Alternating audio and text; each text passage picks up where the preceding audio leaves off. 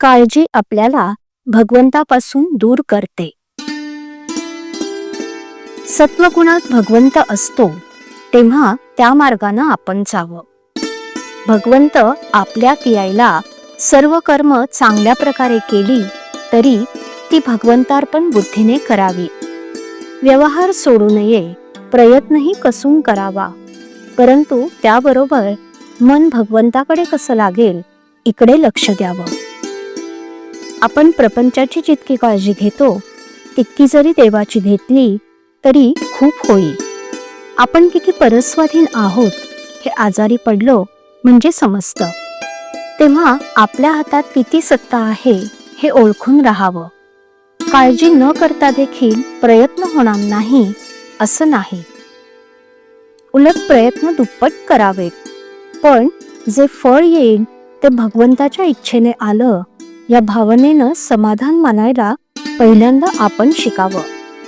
आपण स्वतःबद्दल काळजी करतो याचं कारण असं की आपण आपल्यापेक्षा जास्त दुःखी असलेल्या माणसांकडे पाहत नाही. एक म्हणतो की मला लोकांच्या देण्याची काळजी आहे, दुसरा म्हणतो की मला लोकांकडून माझं येण्याची काळजी आहे, तर तिसरा म्हणतो की मला माझ्या मुलाबाळांची काळजी आहे. पण काळजीच्या या सर्व घोटाळ्यामध्ये आपली स्वतःची काळजी कुणालाच नाही. मागल्या आठवणींनी आणि उद्याच्या भीतीने आपण काळजी करत बसतो. ही काळजी आपल्याला भगवंतापासून दूर करते. उद्याच्या काळजीने आजची भाकरी आपल्याला गोड लागत नाही. याला काय करावं?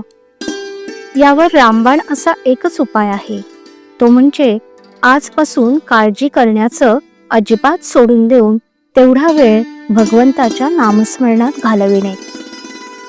एका माणसाने माझ्यापाशी तक्रार केली की काय करावं, हा माझा मुलगा कशाचीच काळजी करत नाही, नुसता हसत खेळत दिवस घालवतो, पुढं याचं कसं व्हायचं?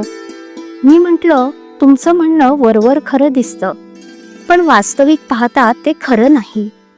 तुम्ही आजपर्यंत इतकी काळजी करून काय मिळवलं? शारीरिक आणि मानसिक त्रास भोगला आणि भगवंताला विसरला, इतकंच ना? मग तेच तुमच्या मुलाला का शिकवता? त्यानं आपलं कर्तव्य जरूर करावं आणि आनंदात राहावं, पण काळजी करू नये असंच मी त्याला सांगेन. तुम्ही प्रपंचाची काळजी करता तोपर्यंत देवाची सेवा करता असं कसं म्हणावं?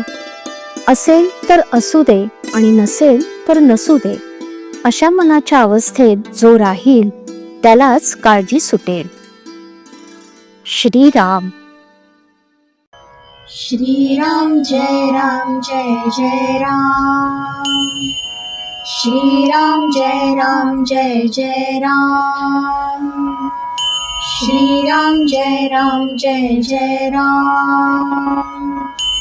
श्रीराम जय राम जय जय राम. श्रीराम जय राम जय जय राम. श्रीराम जय राम जय जय राम.